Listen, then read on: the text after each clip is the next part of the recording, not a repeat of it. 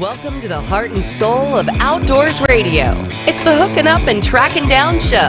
Going into our 12th season, we continue to share facts and give advice on the great outdoors, where stories are told, outlaws are exposed, and knowledge is shared by guys who are dedicated to helping you become a better outdoorsman. Your hosts, Gary McCoy, with a CMA award to his credit, is an excellent deer hunter and angler who's not afraid to pull the trigger or swing a bass in the boat. Mike Eccles, boss tournament trail director and a natural-born Louisiana outdoorsman who loves a great duck hunt or pitching a jig on a cypress tree for lunker bass.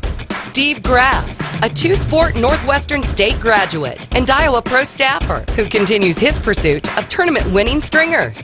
Last but not least, Jay Watley, who pushes all the buttons with skills unmatched and does his best to make this program the best outdoor show on radio. Now let's jump on the front deck, grab a rod, and make that first cast with the boys who know it all.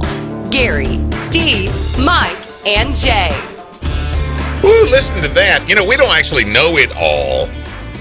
We just act like we know it all. I think we know it all. Nobody better than making it up. Amen. Yeah. That's the 2 hours you are going to get today and every day. And you know, one of the most important things to remember about this show is if you do a fact check like they do off the Trump speech last night, if you do a fact check on this, you're probably going to be a little disappointed. We guarantee It'll be what, Jay? It'll break the computer. Oh, yeah, without a doubt. we guarantee 20% 20% truth and 80% BS. It's just your responsibility to sort it out. Exactly. Amen. Hey, we are hooking up and tracking down. It's Gary McCoy, the Ranger Iowa Pro staffer Steve Graff. Yo. Mudhen Mike Eccles wearing his Primo Target hat again today. Come on, baby. Look at our man, little Jay Watley in there. I'm telling you, he was clean shaven yesterday. Looks like Grizzly Adams today. I'm telling you. I wish can we turn the camera Who on played him? Grizzly Adams? I've got a name in my mind. Dan Haggerty. That's okay. That's it. I thought it was Grizzly. See? Grizzly Look how Dan good Haggerty, how good Gary McCoy is. I'm impressed. Yes. Yeah, I'm impressed. That's what I had, but I wasn't sure. That's who it was, Dan Haggerty. Yeah. This part of the show brought to you by Bayou Outdoor Super Center, Despino and Jim South Tire, Primo Targets, and, of course, Steve Nichols, Bucks and Bulls, Guides and Outfitters. If you're looking for a first-class hunting adventure, look no further than Bucks and Bulls, Guides and Outfitters. These guys offer a 5-star experience. We're talking great food, accommodations, the best hunting in North America. Go to bucksandbulls.com to book your 2019 trip right now. In fact, Now is the time. I was going to say, if you goof around even a couple of weeks. Yeah, you waited too late. I'm telling you, Steve's got the best guides, the best accommodations, anywhere from New Mexico all the way into Alaska. And if you want to goof around, you're going to miss out on the hunt of a lifetime, and you'll be another year before you get to go. So There's a reason why they're booked so quickly. Oh, dude. I mean, because repeat customers. Oh, without a repeat doubt. customers. That's You know, exactly right. you go Yeah. once, you can't wait to go again. Oh, and you know what? I want to speak about that because they've been successful with Bucks and Bulls when the rest of the world hasn't been successful. We talked around our hunting lease in Arcadia this year. Probably, as far as seeing good bucks, probably the worst year that I can remember in a long time. And Brother Pat Day, who is the minister at First Baptist in Shreveport, was here just a little while ago. First United Methodist. I mean, First Methodist. I'm sorry. First Methodist. Hey, look, I'm Baptist. I understand. Okay. I understand. Methodists don't hide their beer. What? Baptists do. Methodists, we straddle the fence on a lot of topics. He's at First Methodist. Anyway, Pat Day said a little while ago, his hunting lease in Palestine, worst year that they've ever had. Yeah. You've been saying, Mike, that as far as ducks have gone this year, worst year you can remember. My oldest son, Buddy, went up to Big Lake here a couple of weeks ago, which is actually north of Memphis. This is about as far north in Arkansas as you can go.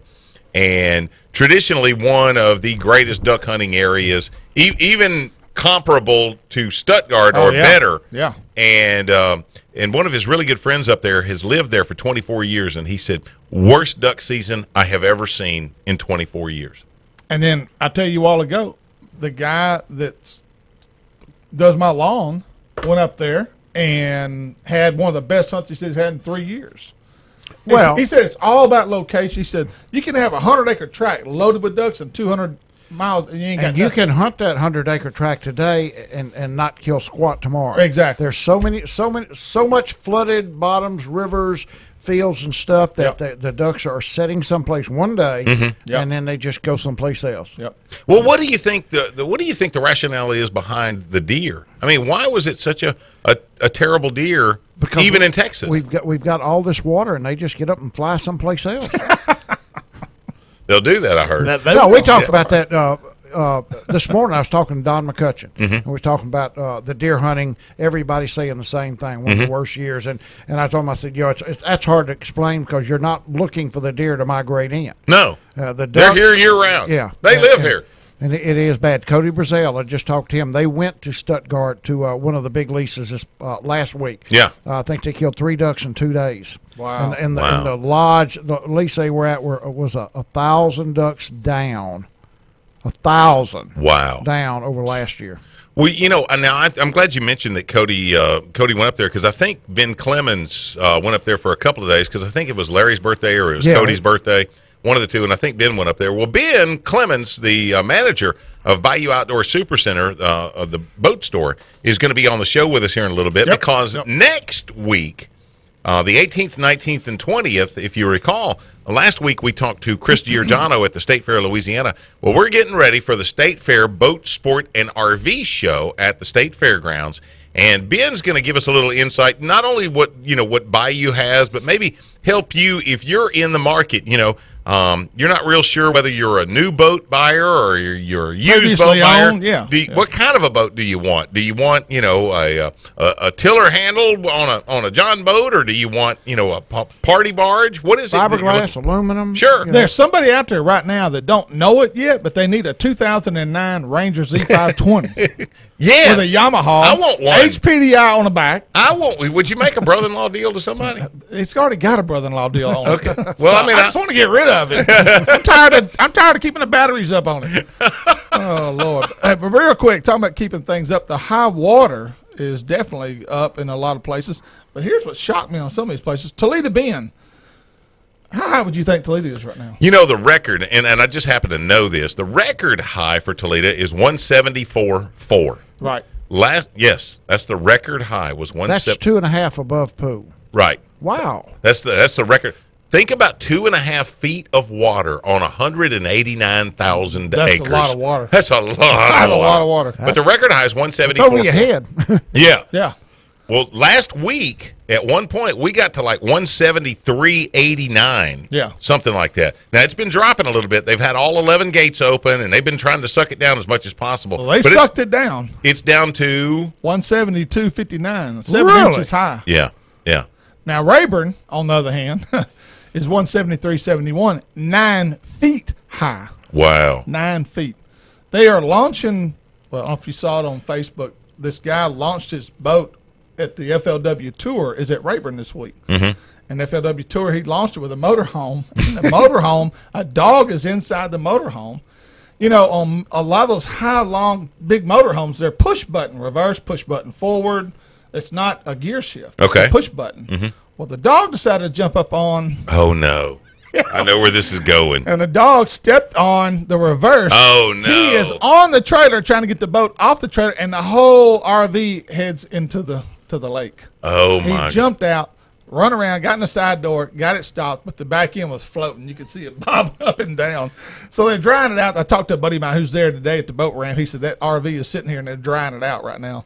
But that's why God made an emergency brake. No, that's the reason God made a pen for your dog. You're supposed to kennel that dog. Exactly. I know I'm going to step on toes, and I shouldn't do it, but dogs were made to be in a pen out in the backyard or in a pen in the back of your truck. Yeah. In a kennel. They're not made to sit beside you in the car. Yeah. And drive with you and lick your face after they just lick something else. Or carry in the grocery store or something. And let me tell you what is out of hand, and I've got some friends that do it.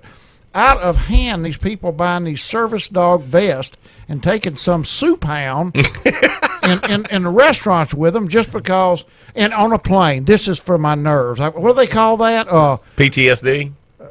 DUMBASS? What is it? No, something that for the people to they've got to have them for their nerves. Yeah, Oh, I've Lord. seen those. You see them in airports a lot now. Caddo Lake 171.35, 2.8 feet high. Lake Fork, this surprised me, 402.87, 1.56 feet low. Fork is low. Fork is low. That shows you how much that rain has been Yes. over to the eastern side. Exactly. Lake of the Pines is 234.52, 4.52 feet high. You know what? Because of that, I've heard a lot of people say that the crappie fishing's been down on Lake of the Pines this year. Normally, you really? can walk boat to boat, and they say there's been a lot of people there, but it's been tougher to catch white perch this year than it's been in previous years. Your Water's muddy? No. No? Well, I'm not saying it's not, but Yeah. I know some people that are fishing. It's got to be cold. When it really gets Yeah. cold and it stays cold, they're catching them in 20, 25 foot. Homer Matlock and his boy, I think Gary, go over there. They do this a lot. And they said when it gets cold, they're out there in like 20, 25 feet of water, and you can pinpoint them. And it warms up a few days. Yep. They go shallow. They may have to move up to like 12, 14 foot, but it's constantly looking for it. It's Yeah. not easy. Right. Not as easy to go out there and just say, okay, we're fixing to go catch 50 big old white birds. When that water temperature gets locked in about 42, Yeah. then they're predictable. They're in the same spot today that they were yesterday. They do the same thing on Sibley, what Mike is talking about. When it Really? gets real cold, they group up in that deep water in 20, Yeah. 25 Claiborne foot. also. Yeah. And there'll be 25 boats out there next to each other. They're Yeah. all By God, jumping. if there was a white perch in this room right now, he'd be spawning. Ain't no lie. It'd be 80 degrees in I'm here. telling you, man. And speaking of that, Mike, do you think that is really the result of our slow winter, or really lack of? We haven't had a winter yet. No, Is that why there's no ducks down at all? that's It just part hadn't of it. hit. That's part of it. I think it is part of it. That's part of it. That's one of about 4 or 5. When does things duck that- season end? Not soon enough. I really don't know because we've quit hunting here. Okay. It's so bad. Yeah. In a week or two here in Louisiana, in the West Zone, I don't know about the Yeah. rest of it, but Arkansas runs through the last full weekend of this month. Hey, now I'm promoting somebody who's actually not one of our sponsors or anything, but this was the coolest thing. At Max Prairie Wings, and we've had a number of guests on from Max Prairie The Wings. gunsmith there. Max Prairie Wings is hosting one of the conservation goose. They're the big goose hunts like I went on last year. yeah, We yeah. shot hundreds of geese. Snows. They're going to sponsor a conservation goose tournament, if you will, and it's coming up. It's like 2 days, and I want to say it's 10-man teams, $100 a man. It's like $1,000 entry, and I want to say the winning team gets prizes. There's like 10 shotguns and 10 of this and 10 of Based that. off numbers or pounds? That's a great question. I don't know. It will be numbers and speed. Speed of how quickly you got them. I mean, the Okay. first team to call in killed 100 or something like that. It's $60-something thousand to the winning team. Good God, the hunt Six geese. geese. Yes. Six. Check into that if you're thinking about going to northern Arkansas to do some conservation goose hunting. Also at 12 o'clock today, we have on from the Willis Knight and Eye Institute, Dr. Stephen Lewis. He is the head, optometrist. Optometrist. Thank you. And what's he going to talk? We're going to ask him about care. Yeah, protecting your eyes when you're outdoors. Yeah. The importance of wearing sunglasses. Yeah. And he said he had a couple other things that he really wanted to get the word out on. Good. Yeah. Stephen's going to do a great job. Well, up next, it's our buddy, wildlife and fisheries biologist Jeff Sibley. He's going to give us a detailed report on the Red River and maybe some of the stuff that's coming, some of the things that they have put into action to better our fishing experience on the Red River. We're going to hear from the horse's mouth today. At least he's the mouth. At least he's the mouth. Amen. We are hooking up and tracking down 11:30, the Tiger.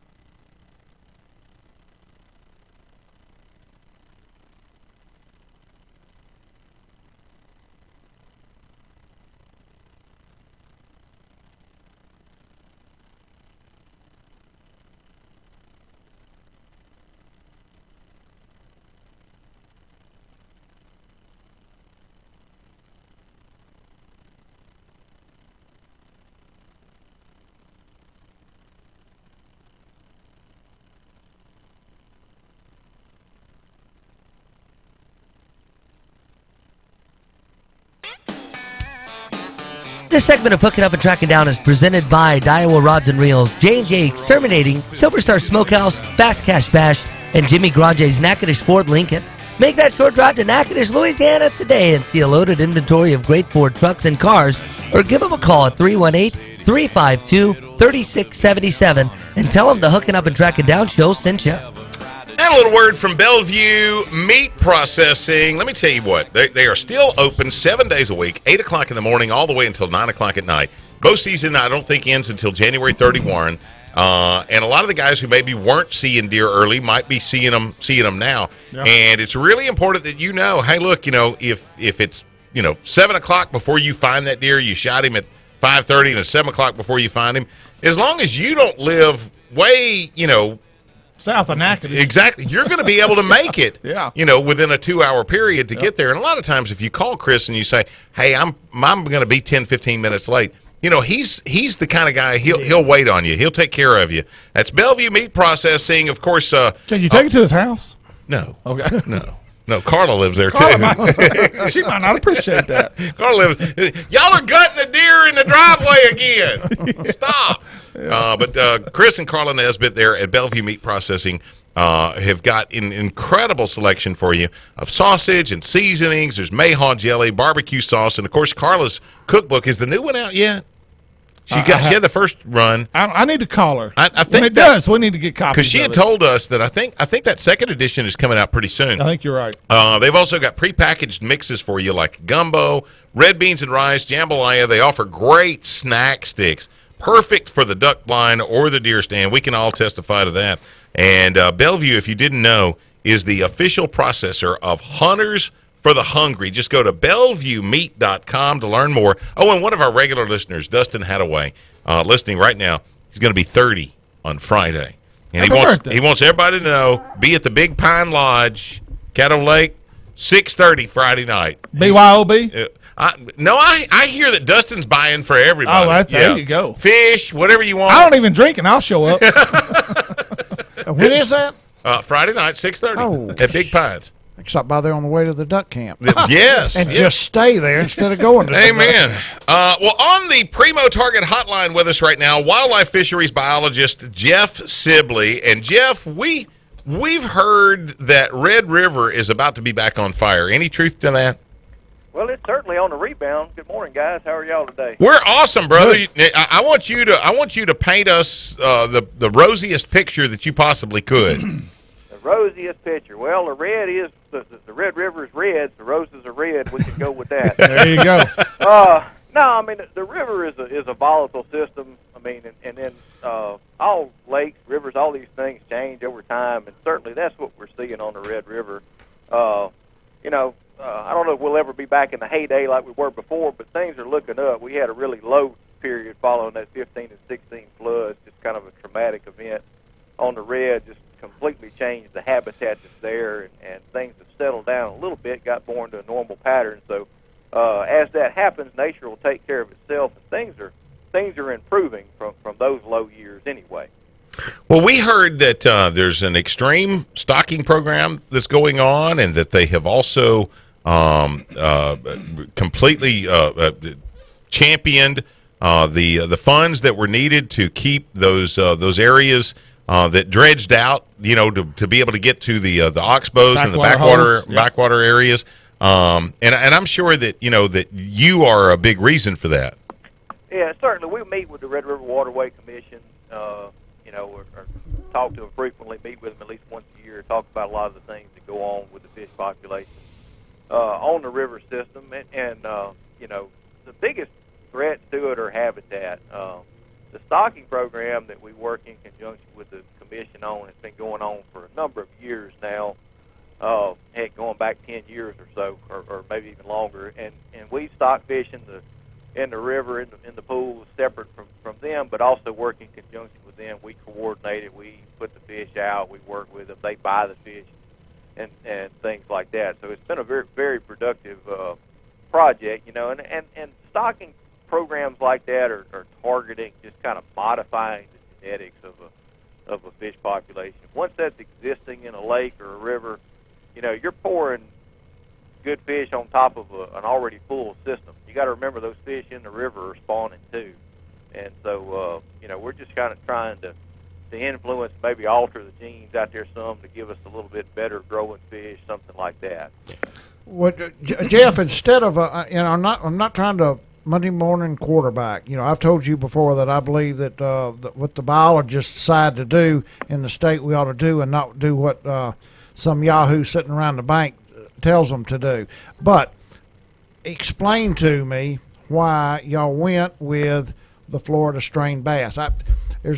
Me and Gary were part of Bass Research, Bass Life since the inception, so we were all pro Florida strain bass. However, I don't believe everybody in the world is concerned with catching big fish as they are numbers, and I'm not sure that we haven't kind of created a little monster around here. Why didn't y'all go with native black bass to put in a river system that to me is not conducive to Florida bass? Well, it's kind of what the enhancement programs have been. I mean, if you're trying to increase the trophy potential, whether that's to increase the size of stringers weight in tournaments or whatever it is, you got to have some of that Florida gene out there to maximize the system and get it beyond what nature would give you anyway. I mean, that's kind of the whole deal of fisheries management. We're trying to improve upon nature, and Mother Nature's got a pretty perfect system sometimes, and then we end up fighting nature. Right. And look, you're not doing these stocking programs trying to increase the numbers of fish that are out there. One very important concept that people have to understand on any wildlife management or farm or anything is carrying capacity. There's only so many fish or so many pounds of fish that a water body is going to hold, and nature's going to fill it up. It's a lot like your shop at the house. No matter how big of a shop you build, you're going to fill that thing up, with something. It may be the Christmas tree and the junk you got, but all of a sudden that thing's full, But so adding more fish to the river is not going to increase the numbers of fish out there. If you're nature is maximizing as many fish as can hold out there. Some of them are going to die off then before they get big enough to be catching, the size that anglers want to target. But by doing a Florida stocking, you're just trying to basically change the genetics a little bit, kind of a gene modification thing. Okay. Let's talk about the backwater, because I visited with some guys from the Arkansas River years ago. When that heyday was going on here, they said, guys, enjoy this backwater fishing because it's going to be gone within 15, 20 years.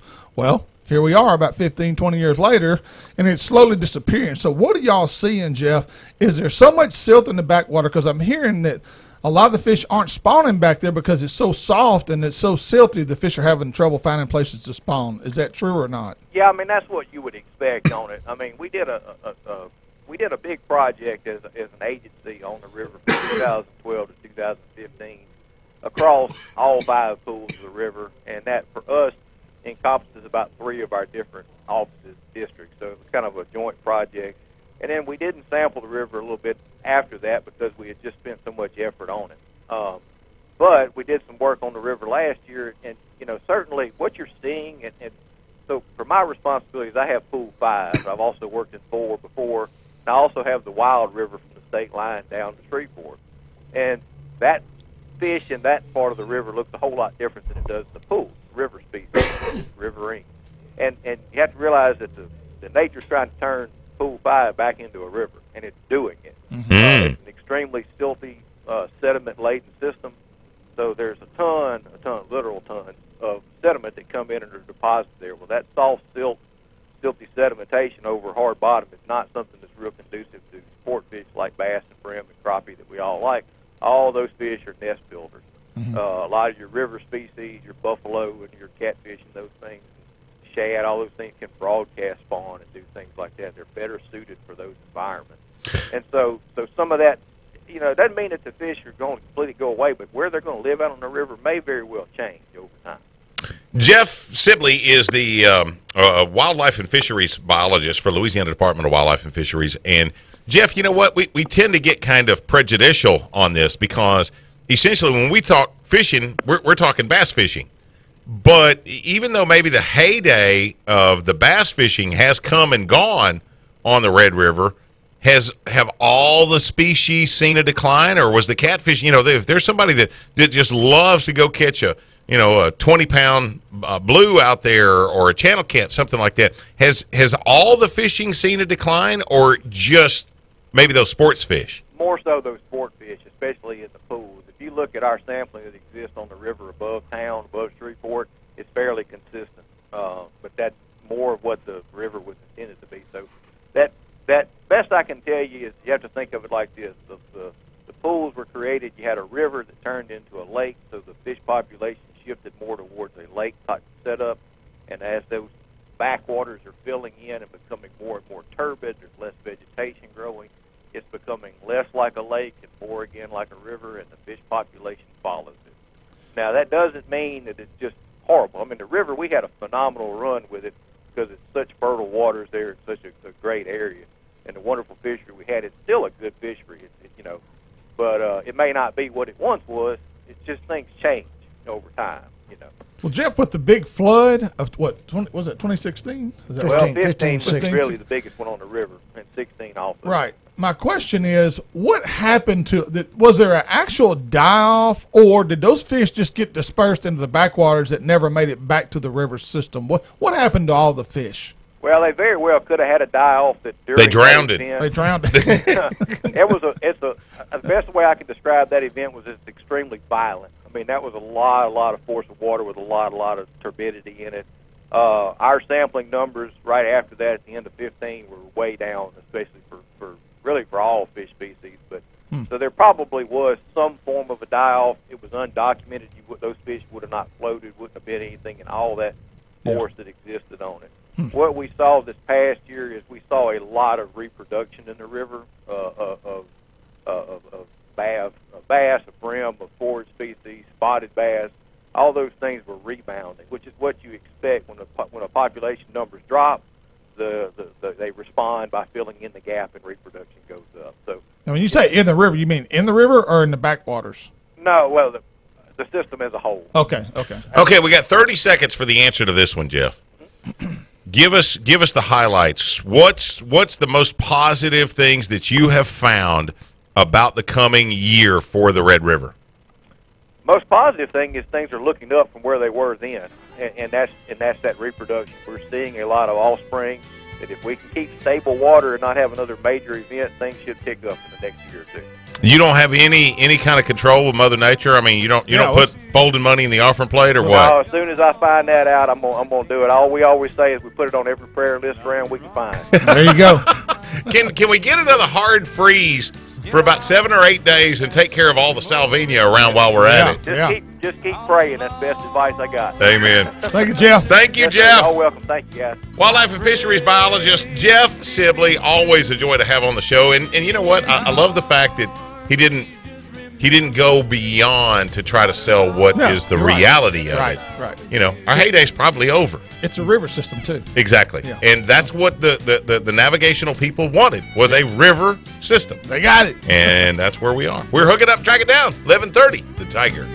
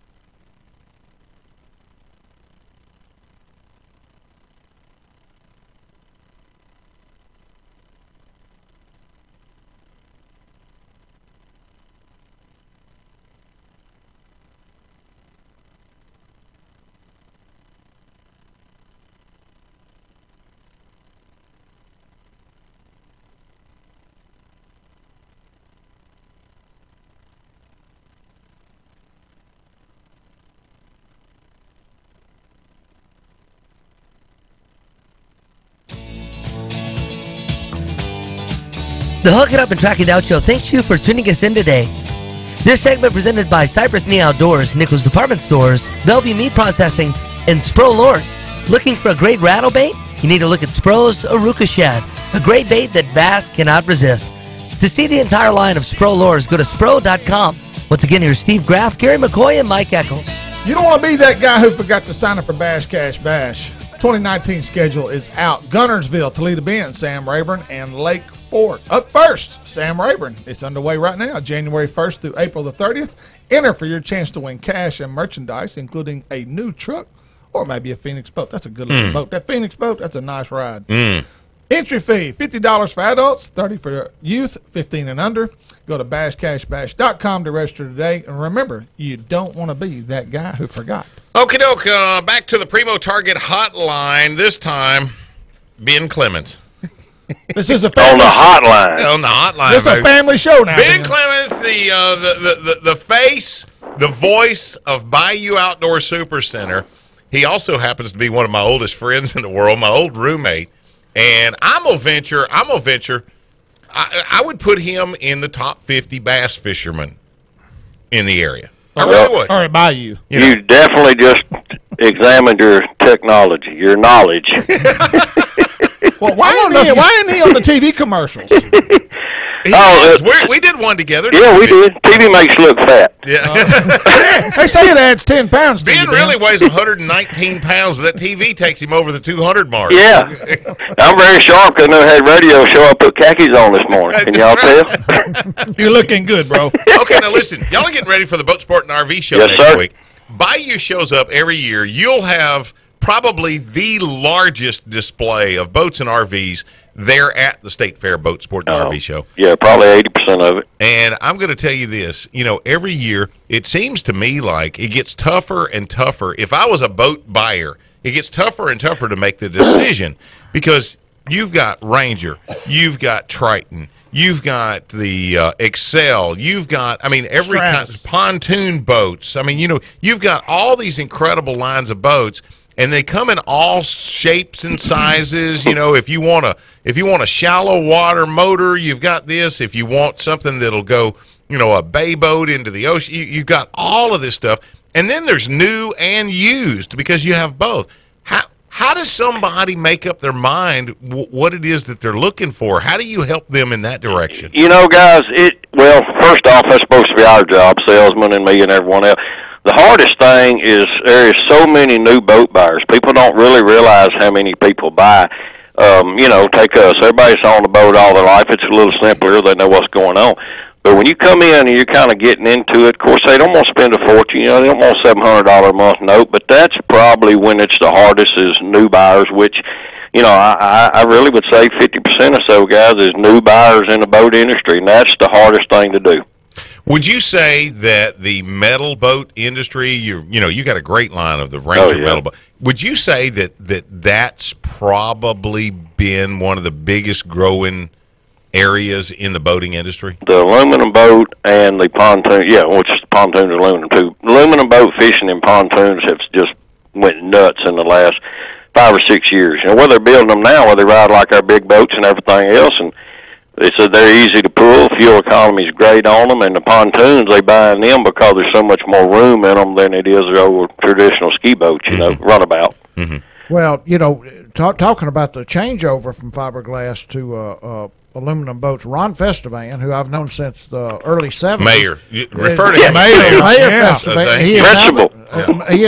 He's now the mayor of Vivian, Louisiana. Right. But I figured when Ron Festivan died, he would be buried in a Ranger boat. Yeah. And for the last 4, 5, 6 years, still fishing tournaments on Toledo and Rayburn, he's in a Big Express. Yep. Right. Yep. So it just tells you that if somebody would step out of that boat, that nice fiberglass boat, into an aluminum, they must be making some really good aluminum. And there's a lot of people that just won't do it. You big 20-foot, you got to have it all to lead to being a Rayburn. But yes, we have people coming out of these $80,000 boats buying, 30, 40, 20, whatever you need to do, and they're liking as much a big boat.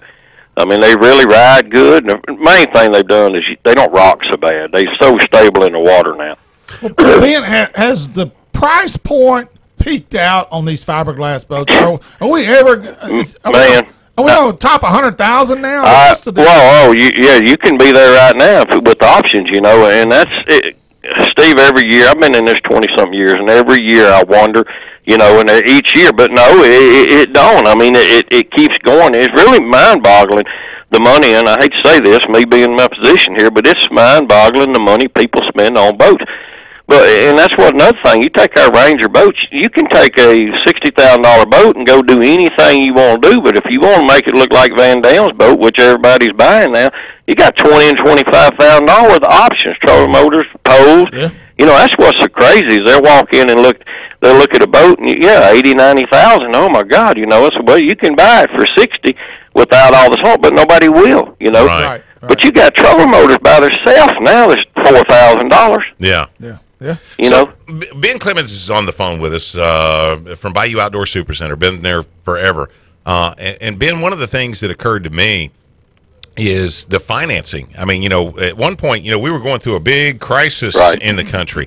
Is it easier to get financing these days for people at, pretty competitive interest rates? Yes, it is. They have loosened up. You have how many bad loans back in them days? But yes, there again, it falls in with the options, and I was just talking about, Gary, a bank will lend some X amount of dollar against the invoice of a boat, and they don't consider option all. That's fake money to them, something you can take off of. But yes, to answer your question, we have some credit unions around here that are so strong. They won't go quite the length your bigger banks do, but if you're local here, credit unions are strong with interest rate. And we've got 2 or 3 real good bigger banks that, they're going to require 10% down to get you stuff going. But they go long term, 10, 12, some of them 15 years now. That scares people to death, but you can get a note where you can handle it. If you can double up 2 or 3 times a year on it extra, you can pay it off in half the time, So that's the route most people go.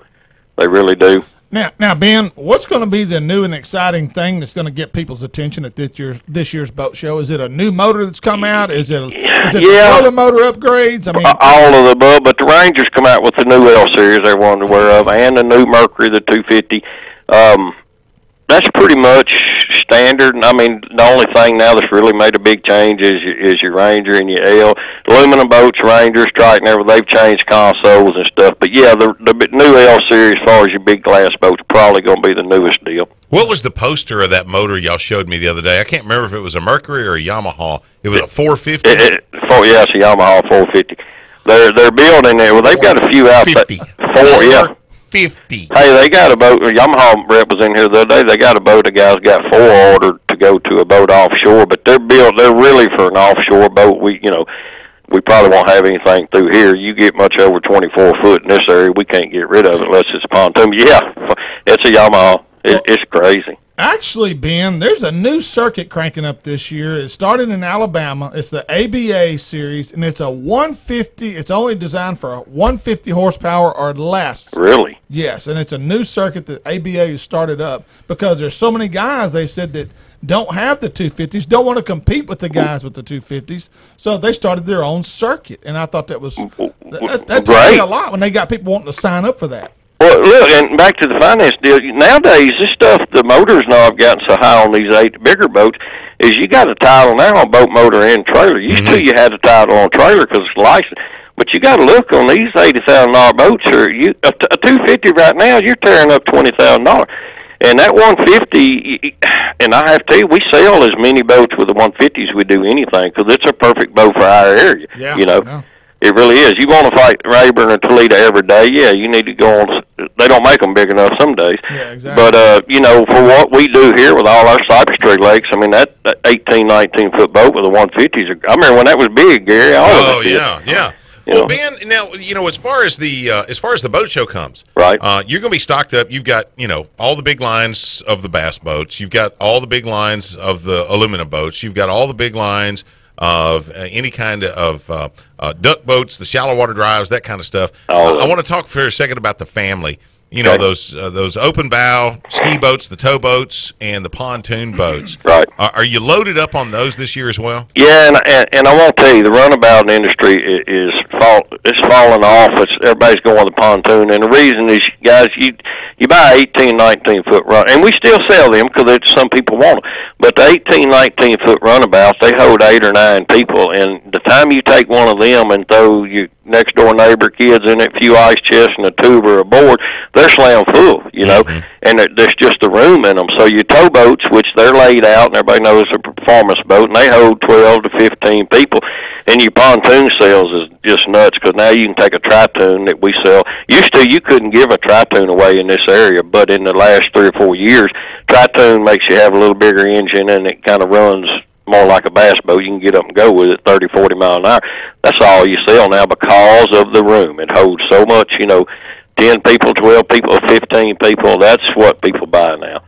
I hadn't spent a lot of time driving a pontoon boat. How do they handle? They handle great, and then the tritoon's even better on that. And people are scared to death of loading one, and the main thing they do is they put the trailer too deep. You know, y'all know that shallower you can get. A pontoon's not heavy. It's bulky, and the wind blows around, and they're a little tougher to pull than a runabout or a bass boat. But they drive great. They really do. Hey, you know, I'm going to ask you a question, Ben. Average speed, GPS, true speed of the average bass boat on Cross Lake. Average? Yes. I mean, no. I'm sorry. Maximum speed, GPS speed of the average boat on bass boat on Cross Lake. 45, 50 mile an hour. I know a guy that's got a pontoon boat on Cross Lake that will run GPS 70. Yep. Holy gosh. crap. We used to sell a South Bay inboard, and we had them. He said he really likes messing with the fishermen on Cross Lake. Hey. How hard is it? Motors has been a problem for every y'all. Just getting one in is that still an issue right now? You know, it's loosened up a little bit, and about, of course, like y'all been in this forever. They loosened up through the winter. Everybody, you know how fishing dies off, and but as soon as these shows are starting, they're getting in the bind. So yes, I mean, and everybody asks me all my life, when's the best time to buy a boat? And it's, you know, now it's either at a show, the starting of the year, or at the end of the year. But the end of this year, we didn't have nothing, you know, just because of motors. But to answer your question, yes, it is better, but it's not good. Yeah.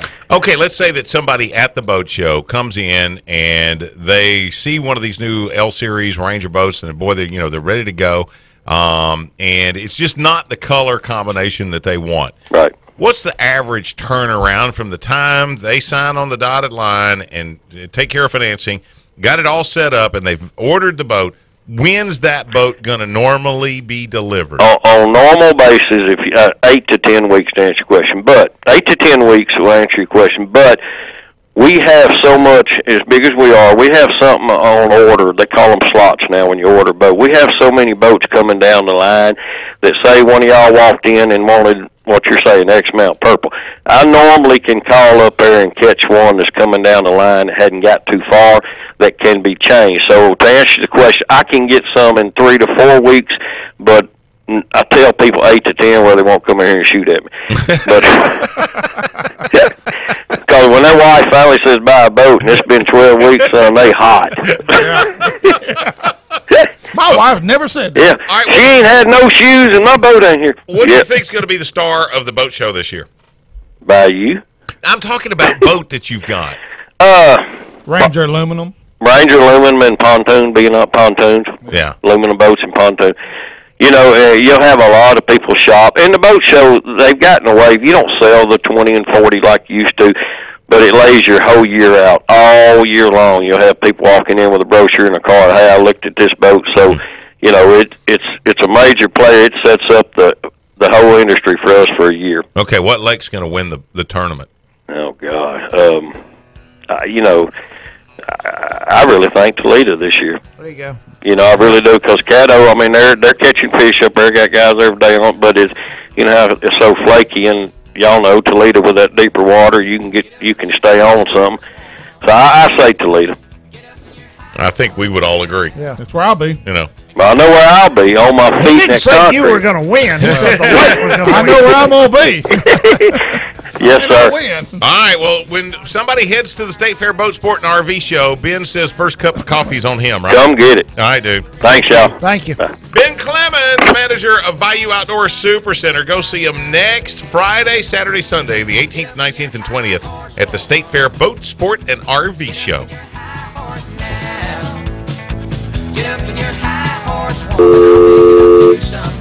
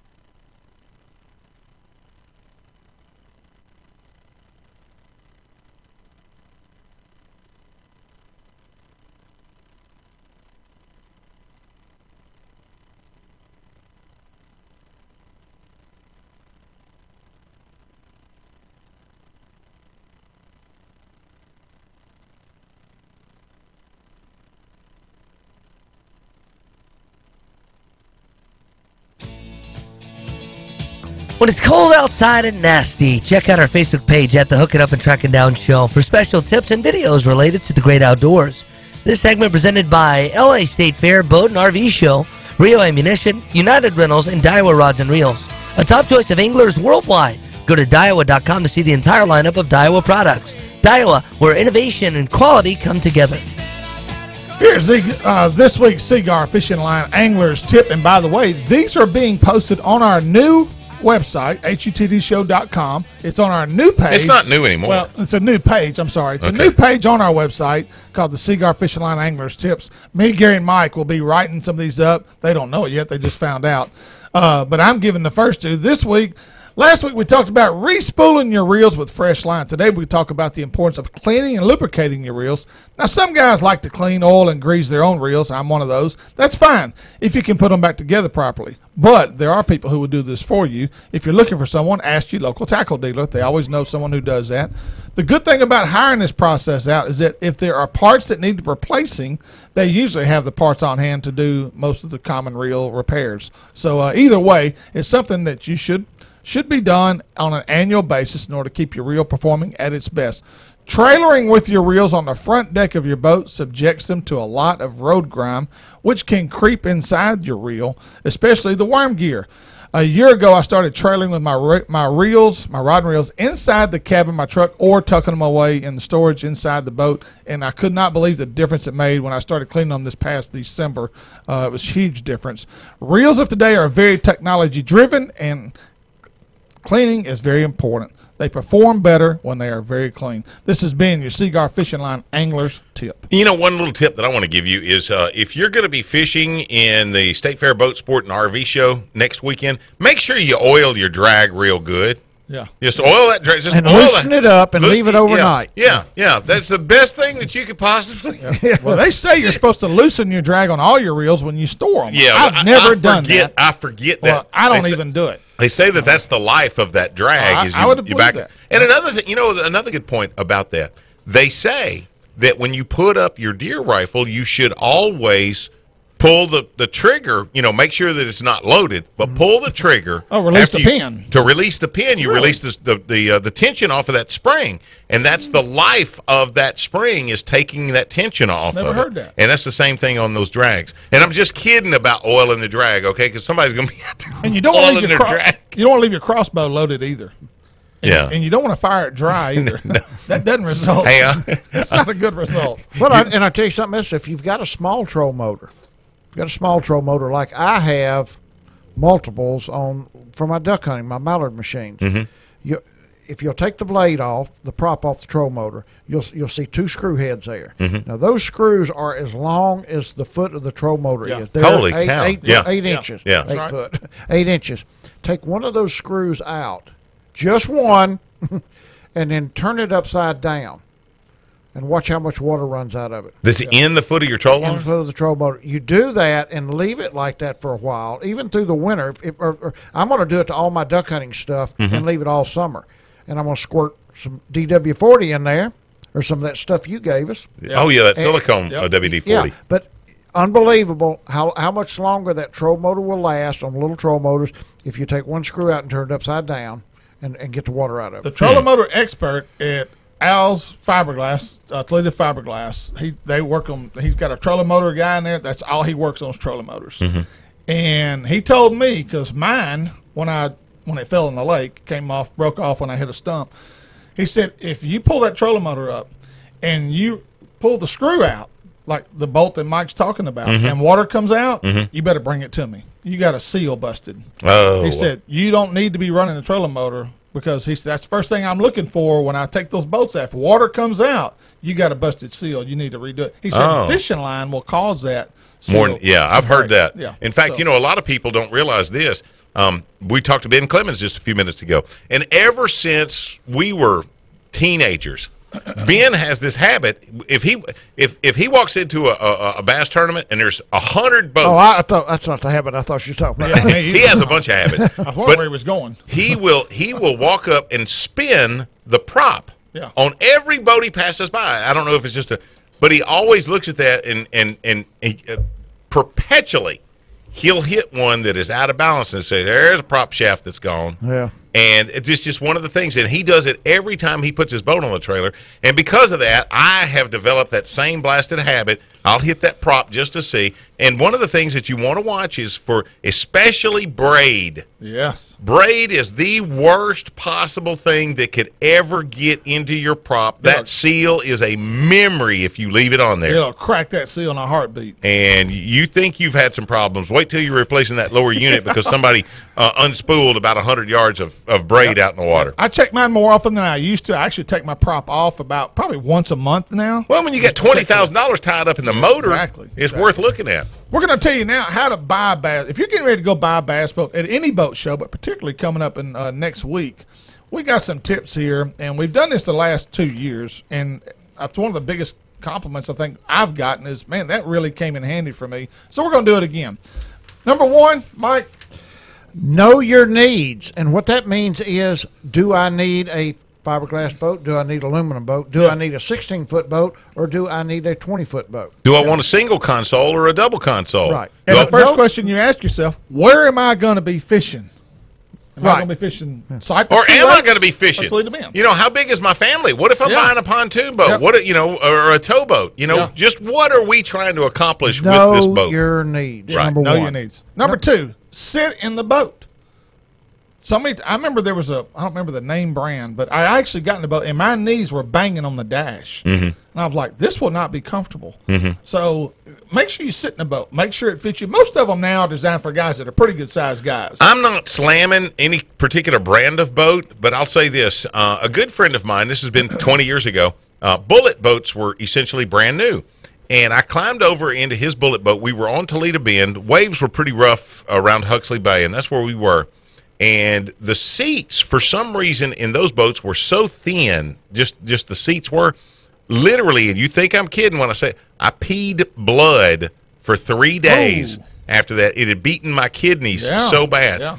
And though the boat was fast and it was a dependable boat and all of this kind of stuff, that would have been one thing if I had sat in the boat before we ever went. I'd have said, whoa, I better bring me a boat cushion because you need some better seats. You wouldn't buy a car without sitting in the front seat. Don't buy a boat. Yeah, number three. Number three, storage capacity, and you're gonna think that's a common thing with all brands and styles. Oh, there's going to be plenty of storage, and I'm going to tell you that that's not the case, especially if you're buying a towboat. because you never get into a towboat that you don't have ropes and that you don't have tubes and all the other stuff. Gotta have extra life jackets. You got, it's just there's a lot of demands on that storage space there. Number 4, deck space, and that's not just the front deck. Yeah. It can be the back deck. If you're if you're fishing tournaments and your partner is going to stay up front with you, you need a deck big enough for 2 people to fish off comfortably. Also, look at the depth of the gunnels, how high the sides are above the deck, because nothing's worse than kicking a rod over the side of the boat. So make sure the front or the back deck is big enough to accommodate what you're doing. The next one here, number 5, is it's preference. Dual or single console. I've had dual every boat I've ever had till this last one. I've got single console. Have not really missed the dual console, but it never really bothered me in the first place. I just saved a little money by not putting a dual in there. But according to Ben, I've asked Ben this before, resale value on a dual is better than on a single. Well, the one thing that I've seen by having single consoles is you don't have another windshield back there for somebody to bust out. And that you've cut the odds of that in half. Number 6, don't underpower the boat. If it's rated for a 250, put a 250 on it. Yes. There's a reason why they rated the boat. Obviously, they're not going to be able to sell you the motor to overpower the boat, but don't underpower it either. 4 out of 5 boats sold that are underpowered, they come back and have to get another motor, and it costs them way more than it would in the first place. You wouldn't underpower your air conditioning unit size for the house. Right. Don't underpower your boat. Several times I've gone to the lake and guys are complaining, man, this boat just won't get on pad right. And I look at it and I'm like, well, dude, you got a 150 on there and it's rated for a 250. That's your problem, And they're like, well, you think I need a bigger motor? Well, it's rated for a 250. Yes, you need a bigger motor. But anyway. Okay, number 7, and I think this is the number 1 most important thing on a boat, the troll motor. I've always said this. You can back that boat in the lake as long as it floats. Everything on it can break down, and you can still go fishing if the troll motor works. Yeah. I mean, would you say that Minn Kota owns the market now? Motor Guide at one point. Would you say Minn Kota? I would say Minn Kota. Yeah. And I'm a Minn Kota person. I have been for. Run through the last 4 for us real quick, Steve. Number 8, live well accessories. You want to make sure you get the oxygenator system if you can in your boat. Electronics, that's preference. Loran's, Humminbird, either one of those are a great product. Number 10. Is it the best time to buy a boat? Yes, it is, as Ben alluded to that a while ago. But that's also a personal thing for you. Is this the best time for you to buy a boat? Can you afford to buy a boat right now? Has the wife given you permission? Number 11, buying a team boat. Is that really a great way I've always said it's a great way to get into these high-dollar boats and save yourself about $20,000 to $25,000. And the actual warranty doesn't start until you buy it. That's right. So, and number 12, go to HUTDshow.com, scroll down to see more details. We go into great detail on all 11 of these topics. So go in there and check it out. You'll be glad you did. Great advice. We are hooking up and tracking down 1130, the Tiger.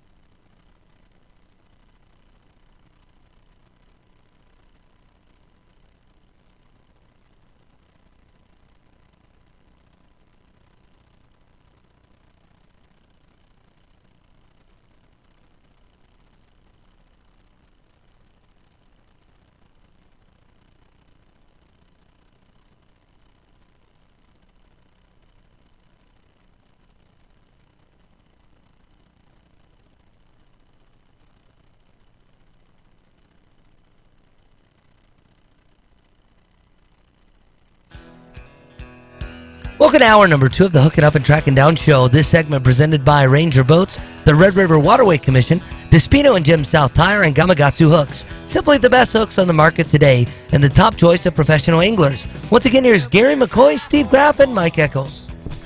And a little word for you about the State Fair Boat Sport and RV Show. It is next weekend, January the 18th, 19th, and 20th, the Louisiana State Fairgrounds in Shreveport. Admission, $6 for adults. Kids 12 and under are absolutely free. I suggest you just take those little kids up there, drop them off, let them, roam around, and then you come back later in the afternoon, and Mike Eccles will have them all rounded up for you around the Bass Tournament weigh-in. Yeah, and I'll have fed them also. Yeah, they'll be taken care of. Raw catfish. No. Sea boats and RVs from the top dealers from the Arklatex region. Obviously, as we talked to Ben Clemens from Bayou a little while ago, there is no better time to buy a boat or RV, whether it's new, previously owned, or whatever you're looking for. They got a catfish pond for the kids, the Bass Tournament Saturday. Weigh-in time for our Bass Tournament. What time you got to be there? Got to be there by 4. Got to be there. Stop fishing at 3. Yeah. Be there at 4. Great food for you. If you want to learn more, go to statefairoflouisiana.com. All the information there. And back to our Primo Target hotline, optometrist Dr. Stephen Lewis. And Dr. Lewis, I have found that it's really hard to drive a boat properly if you can't see. So your eyes are kind of important to you. Oh yeah, important in everyday activities, including driving the boat. You bet. And to be able to have something, especially into our older age, because all of us, are older guys. Yeah. To be able to preserve that eyesight over the time, there's some things that you would suggest to us that we need to do for regular maintenance of those eyes. Absolutely, and particularly with the fishermen, because they're out on the water. Not only are they getting UV exposure directly from the sun, but they're also getting reflected exposure from the water itself. So there's 3 components that I highly recommend, particularly for the fishermen and fisher ladies, is they need to have ultraviolet protection. And ultraviolet, there's ultraviolet A and B, and just like the ultraviolet rays from the sun age the skin, it can also age the eyes, and it can contribute to the premature development of cataracts. It can also contribute to a condition we call age-related macular degeneration. And there's a growth on the surface of the eye that's pretty common in this part of the country called a pterygium, which is a benign growth that can form on the surface of the eye that's also contributed to with ultraviolet exposure. Another component that I recommend for glasses, particularly for fishers, folks on the lake, is polarized. And you guys that do a lot of fishing, you probably already have polarized lenses. And the added benefit of polarization is that not only does it block the sun again directly, but it also blocks the reflected light from the lake itself. Now, Doc, I've got some family members that are not sunglasses people. Even when we're outdoors, I'm probably the only one that actually wears them. And I actually saw an episode. The reason why we're even talking about this today, Dr. Oz had an episode on the other day, and they were talking about eye care for the outdoorsman. And he said that a lot of stuff that you just talked about comes up earlier in older people when they haven't worn eye protection as they've become older or as they come up.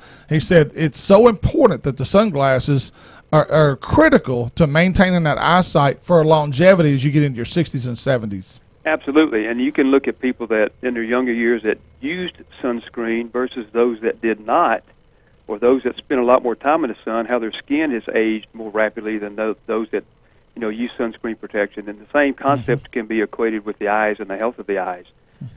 People that spend a lot of time outdoors, like your family members, they're more likely to have cataracts at a little bit younger age. They're going to be more susceptible to developing, age-related conditions in the back of the eyes that can be contributed to by excessive UV exposure.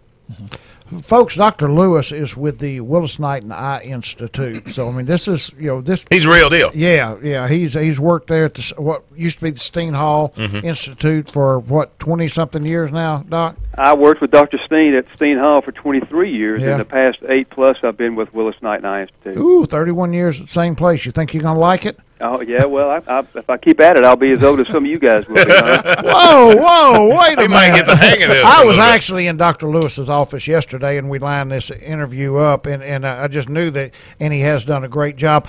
Doc, here a couple of years ago, I heard or read where eye injuries in the emergency room due to fishing accidents had then exceeded the amount of eye injuries in basketball.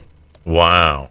Now that's it's hard to believe until you think there's probably a lot more people fish than what than play basketball. Exactly. Yeah, true. Of course, you can fish from 9 months to 9 years old to 99 years old. Can't play basketball for that many years, so your exposure is much greater than people that fish. But yeah, I have witnessed, unfortunately, some very severe trauma, fish hooks to the eye and so forth, and to the eyelids. So yeah, that is a very serious condition, and that's the benefit of having sunglasses on. Also, is you can help eliminate those types of traumatic incidents. Well, I do not wear sunglasses when I fish. Rarely do I. Sunglasses distort my vision to me and my depth perception. Didn't you know you were already distorted? Well, that's retorted. Now, Dr. CD, prescription glasses, prescription Well, sunglasses. what I was going to suggest is Dr. Tommy Brown didn't wear sunglasses. He wore safety glasses. He was going to wear glasses, even when he didn't wear sunglasses fishing. He wore clear safety glasses To protect his eyes. Yes, absolutely. And hooks, yes, but probably more people hurt from your lead sinker. slip sinkers, your weights, Yeah. pulling them and coming unhung and hitting people in the eye. Yeah. Well, you can get safety glasses, but you can have them manufactured so that you can also get ultraviolet protection in the safety glasses. Oh, really? Yeah, I mean, it's not something that you're going to necessarily be able to buy off the shelf, I don't believe, but you can actually get that component to it as well. And another factor of, going down the boat, y'all talking about a pontoon boat going 70 miles an hour earlier, but I would also recommend or suggest the sunglasses that not just fit out in front of your face, but the ones that kind of wrap around and down the side as well. Yes. That will help, prevent flying debris getting into your eye while you're going bugs. across the lake. Or Yeah. bugs. Coots. And even when you're running your ATV, I mean, it's just as Exactly. likely as it is in a boat. Dr. Lewis, is there anything, is this damage irreparable? Is there anything, if you've gotten into that older age and maybe you didn't wear your sunglasses like you should have when you were younger, is that problem forever? It's just something that you've got to deal with, or can you start some type of routine of better care and get some of that back? Well, macular degeneration, it's more common in the aged population due to many, many years of exposure to UV, and there's other factors that contribute to it too, like lack of diet, lack of exercise, and family history and so forth. But there are over-the-counter vitamins that you can take to help prevent the development of that and also the progression. Cataract surgery is one of the most common and safest procedures that we do in the country as well worldwide. So cataracts can be fixed through surgery. And the other benign growth that I mentioned that forms on the eye, called a pterygium, that can also be taken off through surgery. So if those two things occur, you can actually fix those. Is that pterygium, because I think I have that, would somebody call that like a sunburn on their eyes? Yes. Yes, because I've got that in my eyes. It's and usually on the inside corner of the eye, and it's usually, when you spend a lot of time outdoors, it can get real inflamed and red-looking, and that's an indication of potential progression. Now, it's not going to grow overnight. This is many months and years of exposure. But when they reach a point, they can start having an impact in quality of vision, and that's when they need to be surgically removed. Well, one of the things that occurs to me was all the years that I wore sunglasses, but they were probably the cheapest forms of Bill Dance sunglasses or something like that. Yeah. And what you're suggesting is that you really want to spend what it takes to be able to get a really good UV protectant sunglass that is also polarized, and they don't give those away, but You'll have to spend $200. It's the only set of eyes you're going to get in this lifetime. That's right. You only have two, and there's no warranty. And me being an Ole Miss guy, with Bill Dance being a University of Tennessee guy, they probably were pretty cheap. Hey, Doc, everybody ought to treat their eyes just like they do the rest of their body and have regular checkups. But most people don't do that until they have a problem. What are the early signs that we're going to start noticing that we've kind of let our eyes get away from us? What's going to happen to us? What are signs that we need to come see Dr. Lewis at the Eye Institute? Well, there are certain conditions that there are no symptoms, like, for instance, glaucoma. I mean, it doesn't produce pain or discomfort, and it doesn't affect vision till the end stage. So you want to be checked regularly just to make sure you don't have the silent thief of sight, which is glaucoma. And I would suggest in our age range, and I'm 57 and so forth, I would suggest to check up every 1 to 2 years at minimum just for routine maintenance. Now, if you're going down the road and the road signs are becoming more difficult to see, you're driving at night and car headlights are creating a tremendous amount of glare, just those gradual changes over time that you start noticing. So any change in your vision and also discomfort, if your eyes are starting to become uncomfortable, you're becoming more aware of having eyes, because most of the time we take them we just take for granted until we have an issue. So if you start having vision and or comfort issues, then you need to be seen. What does that mean? Because you just named a symptom that I have. Cars coming at me at night, the headlights, they bother me a lot more than when I was younger. Halos. What does that mean? That's usually an indication of people in our age range and older is development of early cataracts. You're just a bundle of good news right now. Thank you. Oh, Lee, I could have lived the rest of my life and not known that. Happy New Year, Gary. Yeah, buddy. Well, cataracts, if we live long enough, we're going to all have them. Okay. It's a given. What would you tell the younger version of Dr. Stephen Lewis? What would you tell him at 17 years old? Best advice you could give him so that you don't have the cataracts and you don't have those other problems as he got older. Definitely wear UV protection sunglasses outdoors every chance you get. That's the big one. And wear a brimmed hat to also help block light. And just use common sense that we now know that skin cancer is very prominent in our age range because none of us grew up using sunscreen. But now we know the benefits of that, and the same benefit can be exhibited in ocular health by wearing UV protected sunglasses of good quality.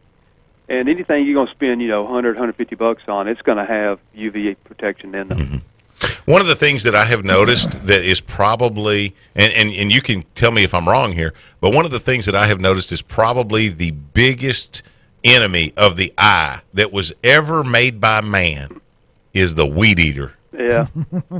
And I tell you what, I've got neighbors that I see weed eating without safety glasses on. Uh-huh. It's not uncommon for me to walk by and say, "Here, you can have these safety glasses." Yeah. I don't. Are you going to come see me here in a little while? Yeah, Well, exactly. I'm kind of selfish. I don't want them running down to my house after work hours on the weekend saying, "Hey, I'd like to be proactive."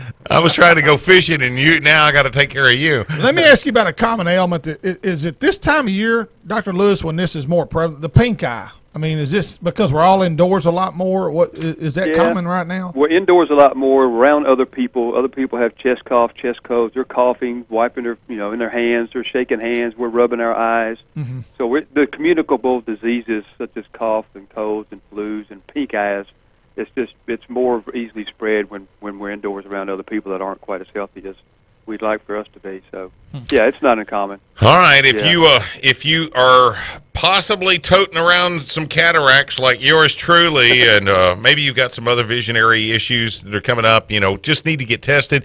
Dr. Stephen Lewis, especially a great friend of the Outdoorsman, you're available, and I assume, Dr. Lewis, do you still take new patients? Absolutely. I take new patients, and it's not my desire to ever not take them, and I try to treat them just like family when they come in. Fantastic. And somebody could reach you there at Willis Knighton in Shreveport. Yes, absolutely. Fantastic. Dr. Stephen Lewis, thank you. What an informative 15 minutes that we've had with you. Great job. Thank you, gentlemen. Thank you, Thank you Stephen. very much. Y'all stay safe. Thank you, sir. Okay, right. sit tight. We're going to bat We're this going one. fishing. We're going to bat this one around here in a minute. What's going to be the best lake and the best technique to win the State Fair Boat Show tournament next weekend? We'll find out what Graf thinks, and then Eccles and I will go the other way. Yeah, y'all do just That's the next. opposite. Hooking up, tracking down. We heard that 11:30, about you. The Tiger.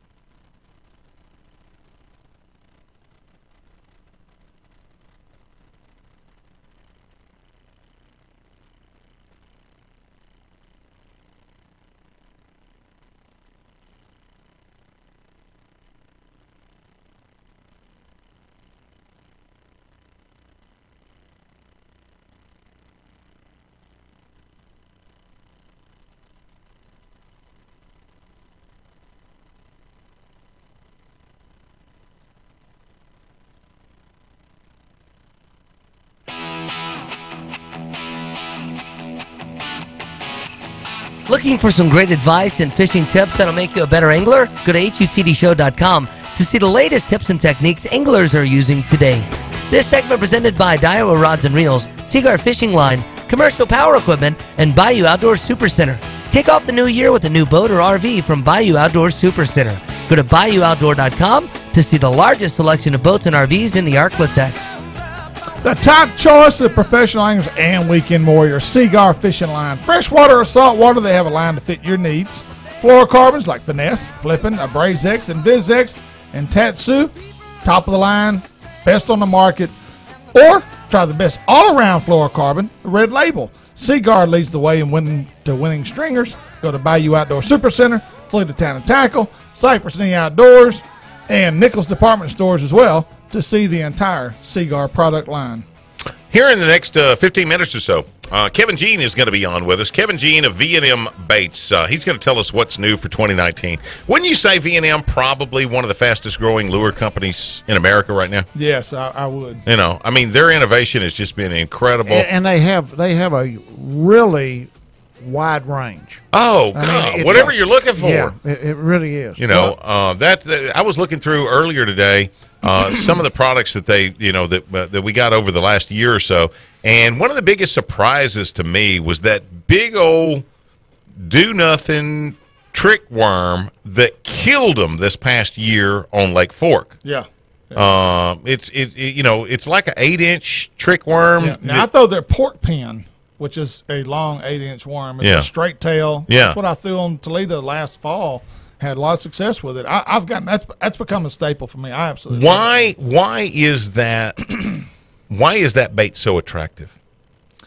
It's like the Cinco. You know, we ask every professional angler that we interview, what do you wish you'd have had 20 years ago that you've got now? And virtually everyone will say the Cinco. What did the best worm fisherman on our show say that one time? Larry Nixon said the best bait still today. Cinco. The worm, straight tail worm. Oh yeah, yeah. He throws a straight tail worm everywhere he goes. Yeah. But you said the pork pin. That's kind of interesting. I wonder, and we ought to research this. Put somebody in charge. How people came up with names for baits.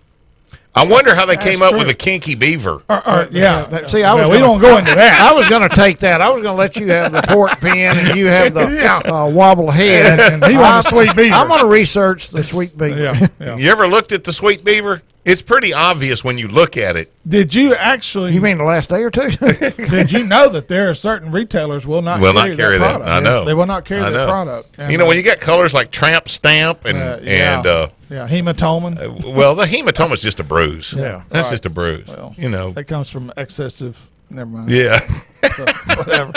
Okay, what's going to be the best lake and the best technique to win the boat show tournament this year?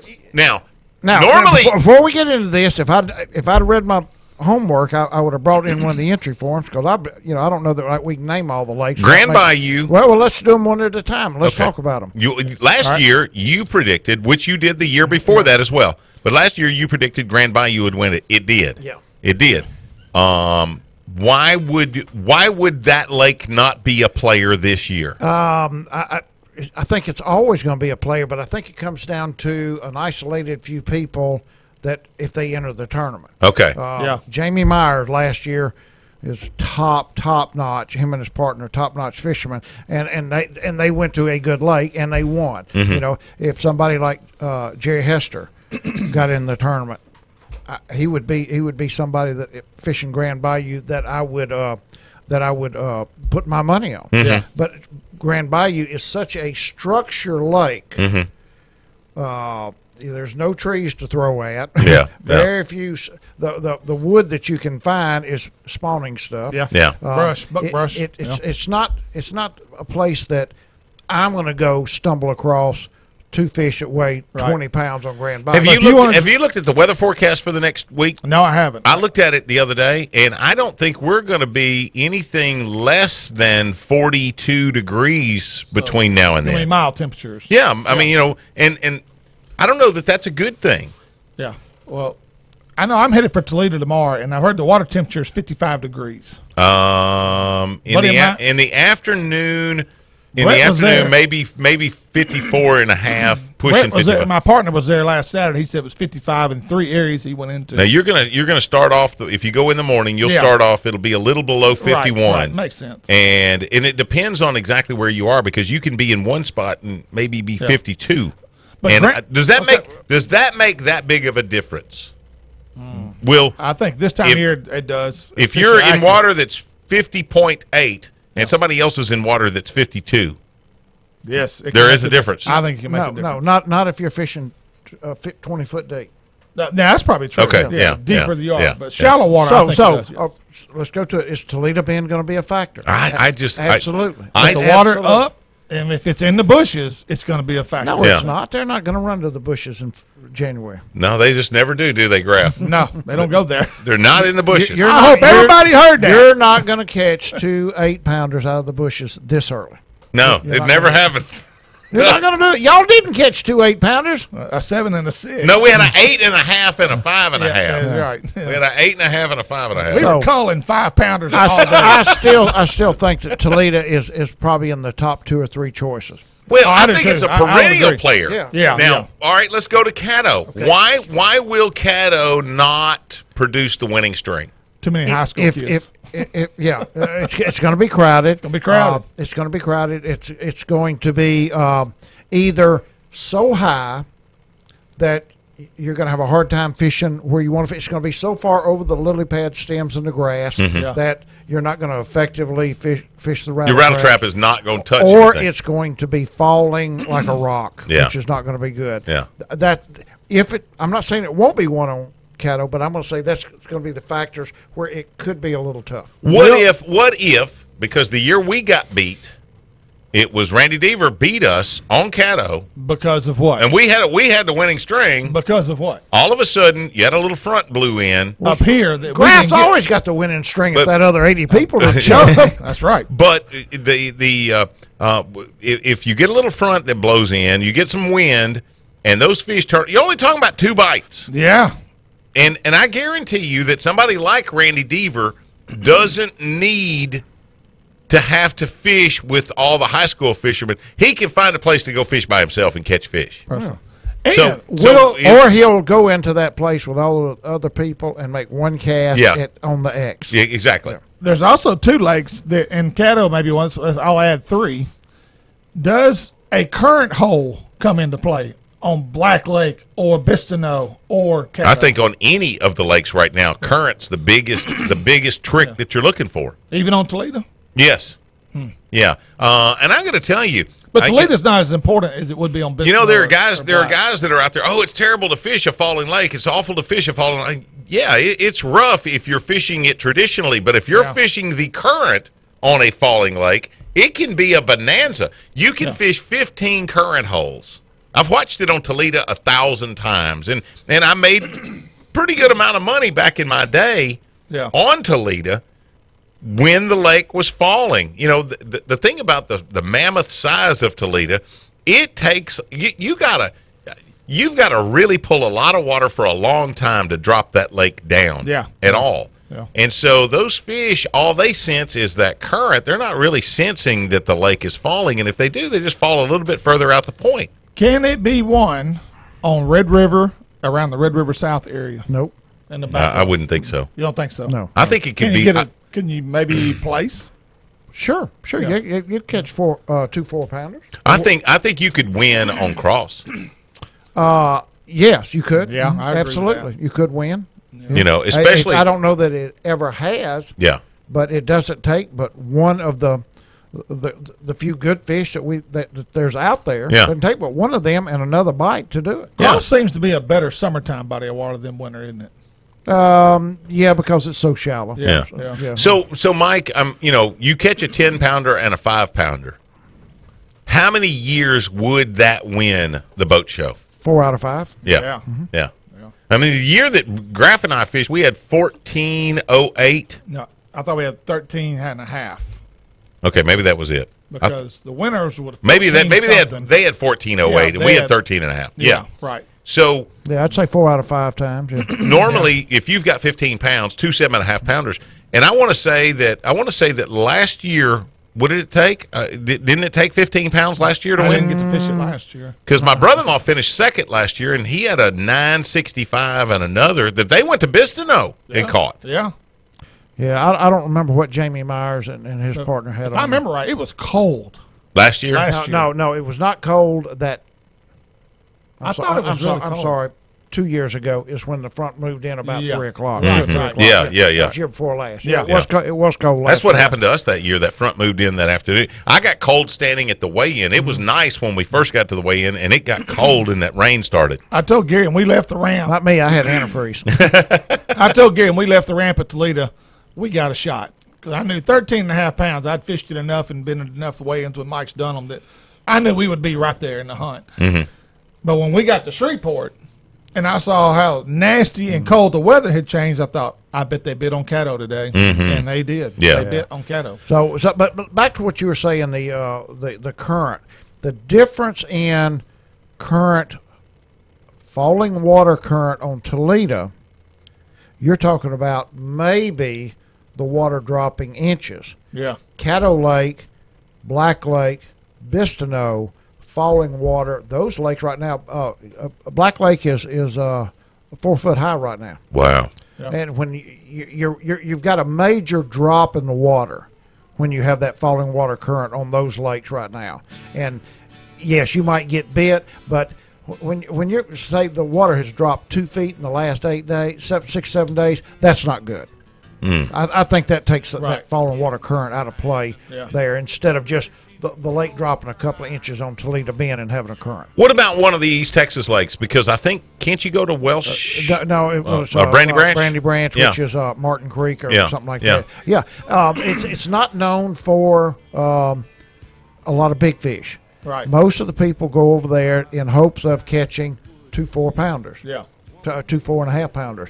And no, I mean, and there's nothing going for the check. Nothing wrong with that. Are you getting good participation, Mike, from East Texas on this? Not as much as you'd think. Not as much, and I'm going to say that's not going to be the big a deal this year because most time they go there because it's a power plant lake and they want to fish warm water. Right. Yeah. You know, we're not going to be dealing unless something happens with the 38, 39 degree water temperatures that we could be dealing with. You know, I don't think that Lake of the Pines is one of the lakes that you can fish, but I'm going to tell you that Lake of the Pines is so underrated.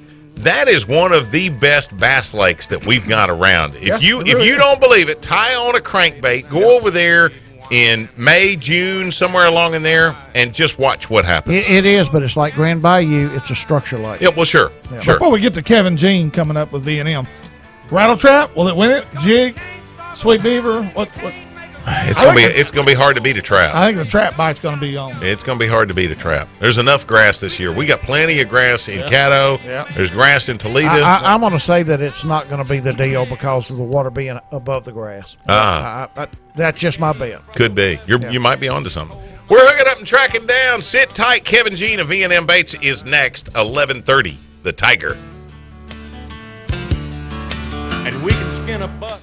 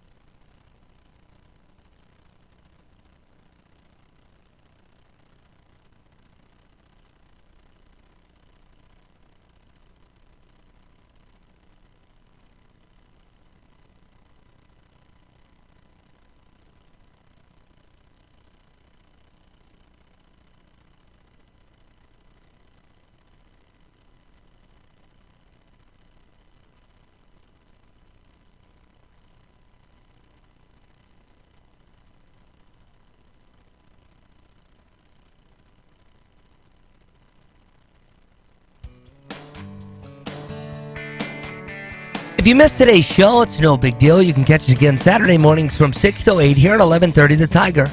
This segment presented by Primo Targets, V&M Baits, and Davis Clothing and Outdoor. A great selection of apparel for the working man or outdoor enthusiast with a passion for great clothing. Go to davisclothingandoutdoor.com to see more. If you're looking to improve your shooting skills, or if you're just looking for something to do now as hunting season winds down and you're still a shooter. Yeah. You just want to target practice. Think about Primo targets. Primo targets will make you a better shooter. They have quality targets at an affordable price.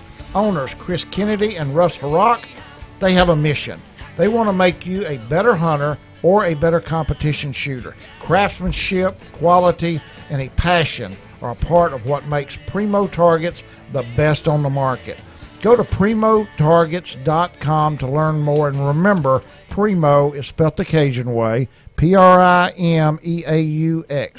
primotargets.com.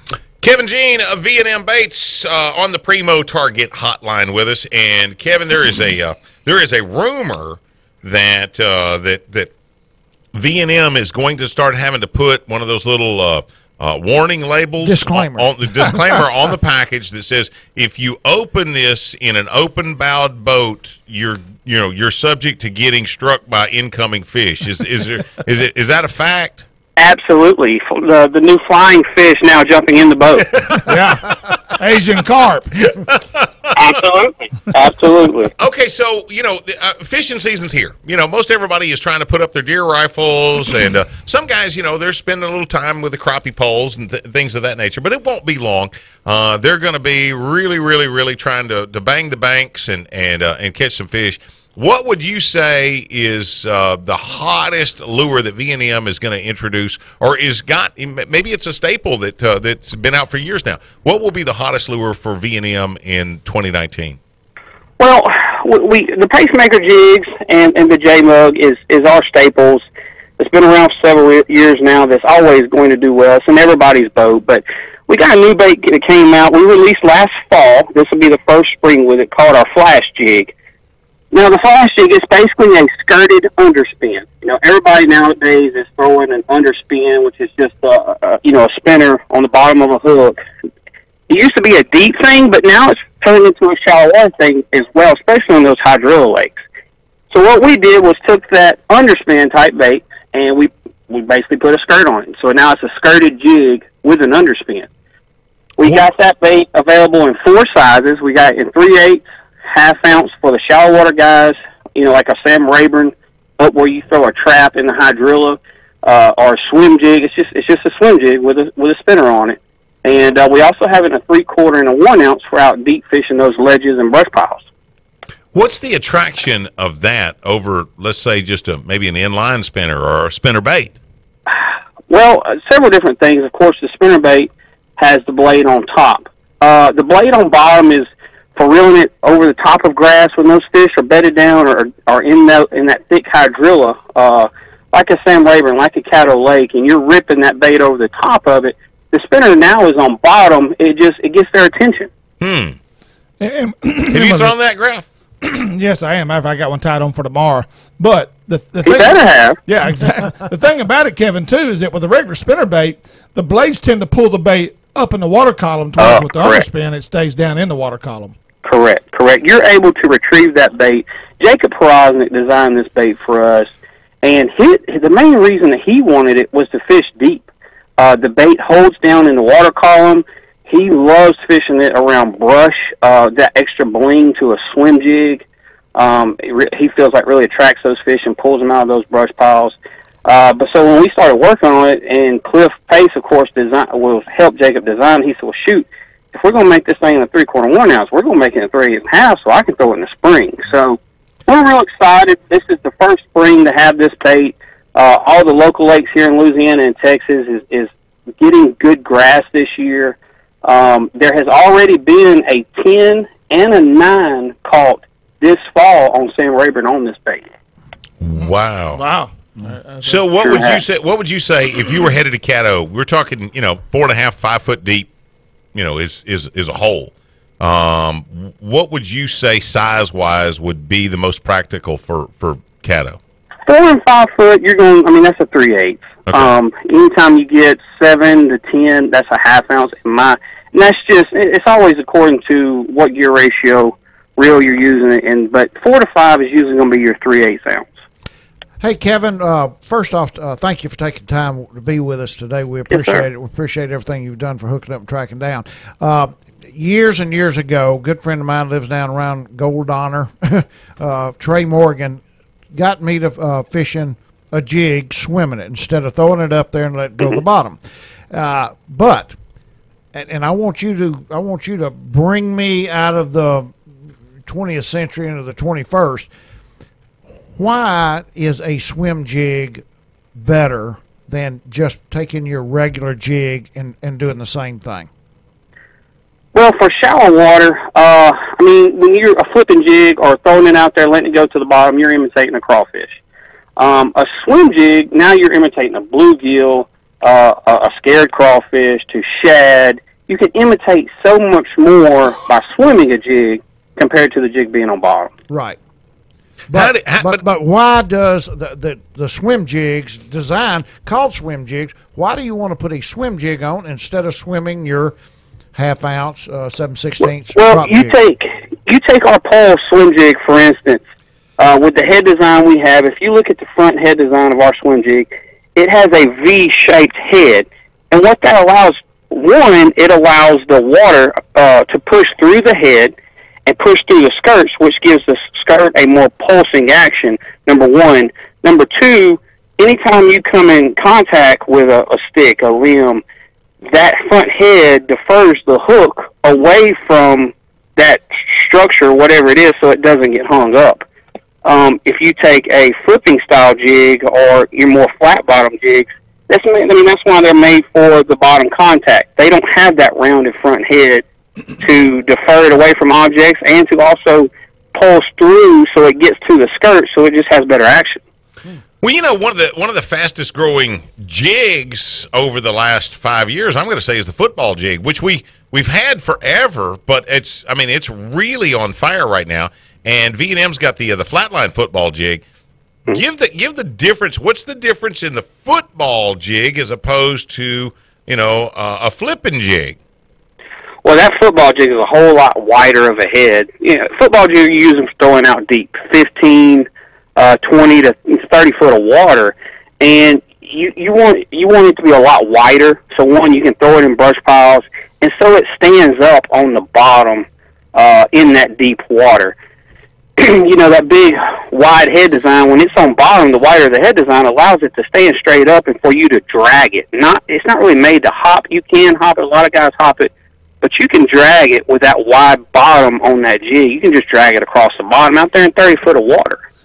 Kevin, tell me this. When you're fishing, whether it's a flipping jig or a football jig or maybe even the swim jig, water temperature, does that play a big difference in the pulsing action of the skirt or the actual, the way that football jig will stand up? Does that, if the water temperature is really low, does that change as opposed to a summertime bite?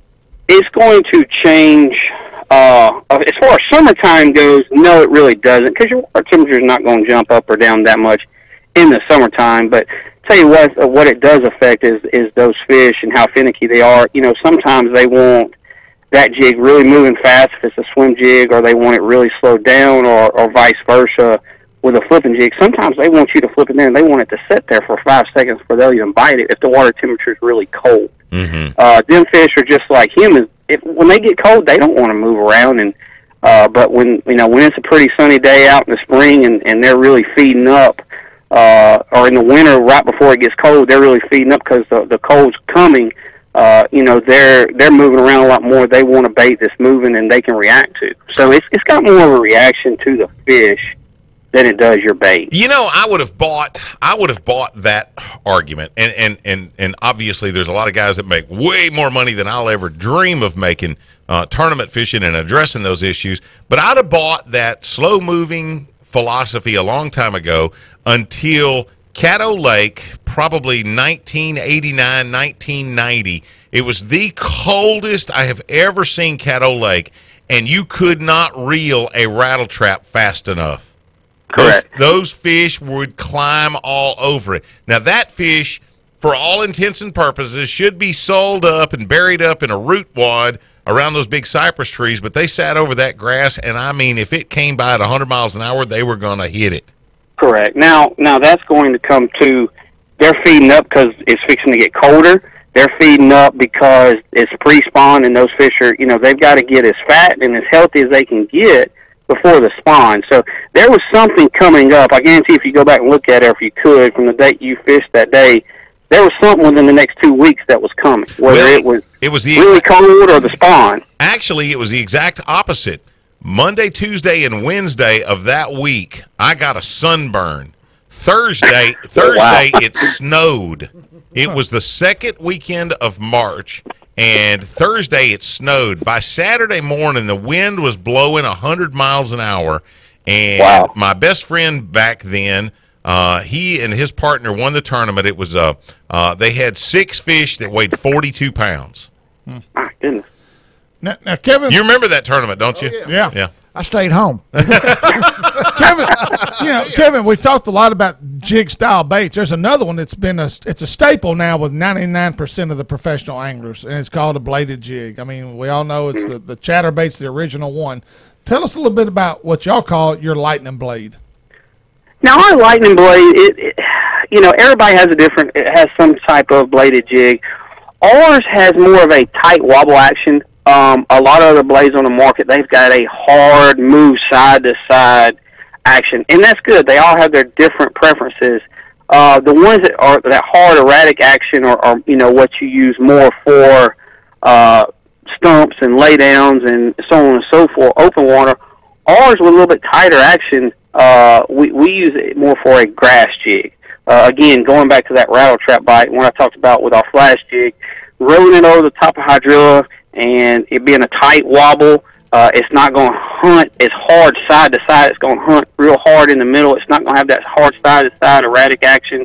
It's going to get you hung in the grass, so on and so forth. But you can rip it. You're able to rip it out of the grass a lot easier, and just it's more of a grass type bladed jig. And hadn't you noticed this time of the year when the water temperature's way down, you really want a tighter wiggle than you do in the summer months? Yeah. No Absolutely. That's why that rattle trap is so strong this time of the year, that little tight wiggle. And you would think when the water... some days they don't want that rattle trap style bait, and a lot of days, and the fish are getting so used to that, the bladed jig, like our lightning blade, has become so popular just because, they've seen so many of them hard baits. Now they're seeing the skirted jig down there with that kind of action, and they're getting really popular. You know what? You might have just sold some of those. I like it. Kevin Jean from V&M Baits, thank you, brother. Thank you for all you do for us, man. Not a problem, you guys. are an amazing man, an amazing asset to the Hooking Up and Tracking Down show. Yep. Thank you, sir. Thank you, Kevin Jean. Sit tight. We're going to wrap this bad boy up here in the next 15 minutes, and we've got this week's HUTD recipe of the week. Sharpen your pencil, get it ready, because we're going to eat venison burgers, and I mean... oh, my God, you're going to love this. Hook it up, track it down, 11:30, The Tiger.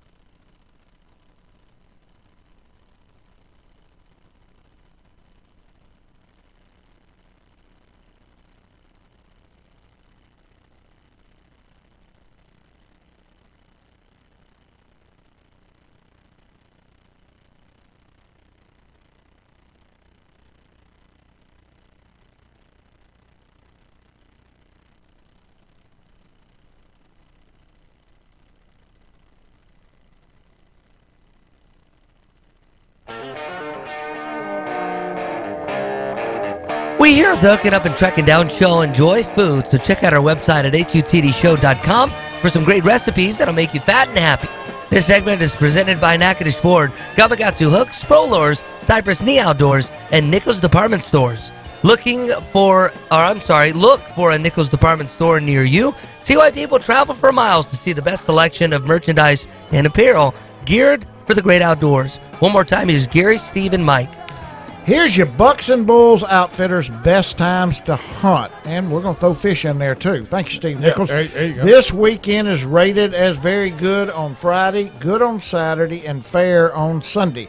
With all the fresh water, some of our area lakes are still at high levels, so be careful. Cooler temperatures return this weekend with highs in the lower 50s and lows falling into the upper 40s.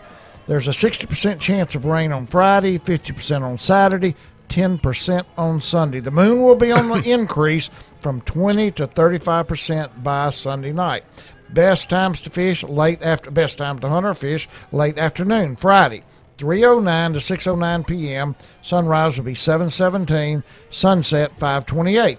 Saturday, 3:52 to 6:52 p.m. Sunrise 7:17. Sunset 5:29. Sunday, be out there in the deer stand or casting from 4:35 to 7:35 p.m. Sunrise will be 7:17. Sunset 5:30. This has been your Bucks and Bulls Outfitters best times to hunt or fish. And our HUTD recipe of the week. All right, close your eyes. Man, I'm starving too. This makes you hungry, I'm don't it? starving. I hadn't had lunch. A venison burger with caramelized onions. If you're looking for a new twist on an American favorite, then you got to try this venison burger. Follow this recipe. You'll be happier than a buck pinned up with a bunch of hot doughs. Go to HUTDshow.com. What do you think I've lived my whole life? I've been a buck pinned up with all these doughs. Yeah, I hear you. Go to HUTDshow.com. Click on our recipe page to see this recipe and so many more awesome recipes. Okay, one of How the do you things. caramelize onions? You put them in a frying pan. I know. You Okay. put them in a frying pan. Maybe a little bit of olive oil or some Pam or something like that. Very little oil. Let me tell you the key, though. Low heat. Yes. You want them to really cook. And turn them a lot. Yes. Don't stop stirring them. But to caramelize, it requires something sweet on it. No, the onion the is onion sweet. Releases the sugar inside That's the why. onion. That's why when you're on like a South Beach diet or something like that, you can't eat onions because they turn into sugar. Right. Yeah. Okay. And if you cook them too fast, you're just grilling onions. My caramelized onions are going to either a half a bottle of honey or a pound of brown sugar. A pound, that works. Brown sugar works on everything. Dude, we mentioned that the State Fair Boat Sport and RV Show is coming up this coming weekend, or not this weekend, but next weekend, the 18th, 19th, and 20th. Well, the very next weekend, you're going to want to go back to the State Fairgrounds because Hoot and Holler Archery is hosting the Arklatex Archery Festival. Yeah. I have never heard of an archery festival here or anywhere else. This got to be the first here for sure. It's going to be January the 26th and 27th, the State Fair of Louisiana Fairgrounds. They will have 6 indoor archery tournaments conducted under the same roof on the same weekend. Shoot your way across the bayou, LFAA Vegas Indoor State Championship, the JOAD State Championship, Open Indoor 3D Tournament, an S3DA Regional Tournament, and the Genesis Tournament, all right there. And I'm sure they're going to have some vendors and stuff selling bows and arrows and different accessories, things of that nature. Right. But again, you'll head back to the fairgrounds again the next weekend if you're a bow hunter or you like competitive shooting, something along those lines. This just off the press, Louisiana boat registration increases by $9 for 2019. This will help offset the cost of Salvinia control spraying. Okay, now wait a minute. That's what they're doing. They're going up on us. It's $9, and they say the reason is because of all the spraying they have to do for Salvinia. Controlling whatever way they're using to control. I'm not being a sourpuss here. Mike, Steve, how much of the Salvinia control would you say is attributed to spraying? 10%. What about you? Well, right now on my lake, 0%. I'm going to tell you, if you took Mother Nature out of the equation, Yeah. how big a problem would Salvinia be if all we were doing was spraying it? it'd still be 90% of what we got. Yeah. Yeah. Now, and I'm not blaming wildlife and fisheries. That's just all they've come up with as far as eradication. What I am blaming is, well, I guess I am blaming them some. I personally, from 100% positive this, they do not monitor the sprayers the way they should. These are private contractors, people out there going out and spraying that are not doing a good job of spraying. My son witnessed it. On top of that, you can't do it. I mean, the other thing, we're not using the best thing. They will not sell them or let them use what will really kill the salvinia. Yeah. Because that way the chemical company gets to sell it every year. Yeah. Well, I know that down on Toledo Bend, the anglers down around there wish they wouldn't spray salvinia at all because they have not developed any type of a chemical that will only affect the salvinia. It's like you come in here and you spray this little bit of salvinia. We got 4 or 5 pieces down here, and you spray this and you killed all my hydrilla and my coontail right here in this one little area. And the water hyacinth. I saw the areas that I fished on Toledo this past weekend. They were as healthy as I've ever seen them. Yeah. This past weekend. Right. I mean, I'm talking about pepper grass. Don't tell them that. What? They'll be down there spraying it. Oh, well, there you go. Well, the thing about it is those areas were void of salvinia. Right. Now, you get down south on the lake, and guess what? You run into those problems. Yep. And all of a sudden, where you had that good grass bed last week, and that's one of the things that bothers me is, and there are those that will say it really doesn't matter. But I think that, you go into an area, you find some fish on Bistineau or Caddo or somewhere like that, and 2 weeks later, or they come in there and spray it right after you found it. 2 weeks later, you got all that decaying, dying matter. And I don't know if it's just a mental thing on me as an angler, but it's like, I got to find more fish. Well, here's something that's interesting. Stanley Jigs is offering a $100,000 largemouth bass bounty. You know who owns Stanley Jigs now? Yeah, John Hale. No, not John. Well, the Hale. Robert and William. The Hale family. Yeah. Johnny Ray. Johnny Ray is one of the owners. Yeah. Oh, well, I know that. He's in there with them. Okay, Yeah. gotcha. Okay. Leading manufacturer of trophy bass tackle, Stanley Jigs, is putting their money behind their reputation. Effective January 1 of this year through December 31st of this year, to the first angler catching a new IGFA world record largemouth on Stanley Jigs baits or Hale lure bait in the U.S. public water will collect a $100,000 cold hard American cash.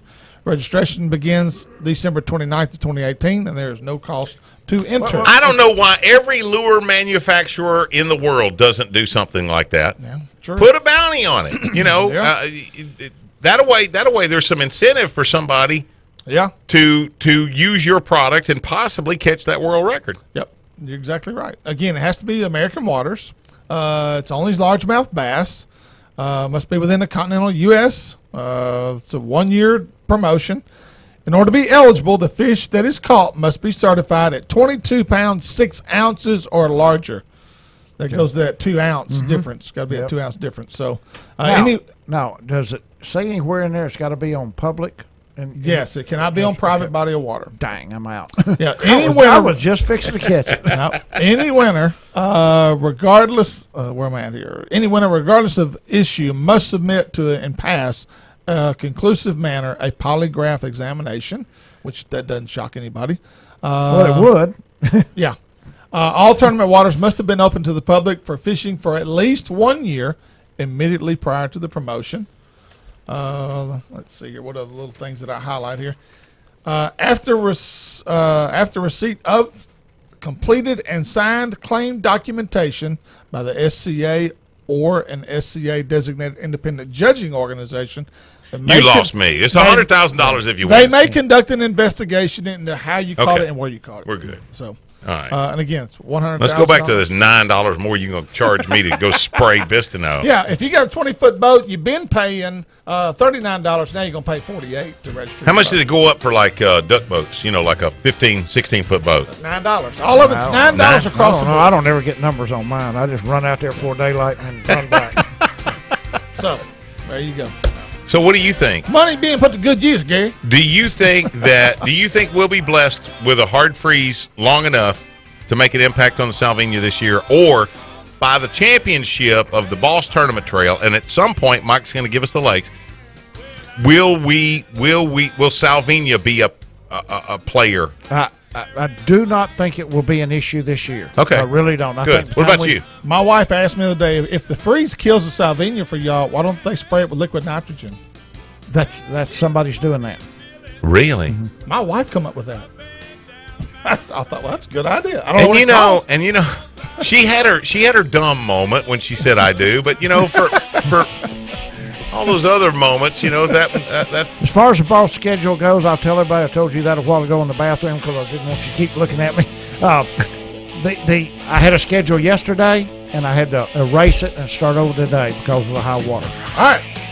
With the new year upon us, it means a new beginning to another fishing season. Whether you're a weekend warrior or a tournament angler, this is the start of another exciting time of year for bass fishermen. The pre-spawn stage will be underway soon, with the spawn following for the next 4 months. It just might be the most exciting time of the year to go out and hook a trophy largemouth. So get your boat ready, load your rod and reels, and make sure you also have your fishing license. For Gary McCoy and Mike Eccles, Jay Watley, yours truly, Steve Graff. Thanks for listening. Tune in next week right here on 1130 The Tiger for more hooking up and tracking down.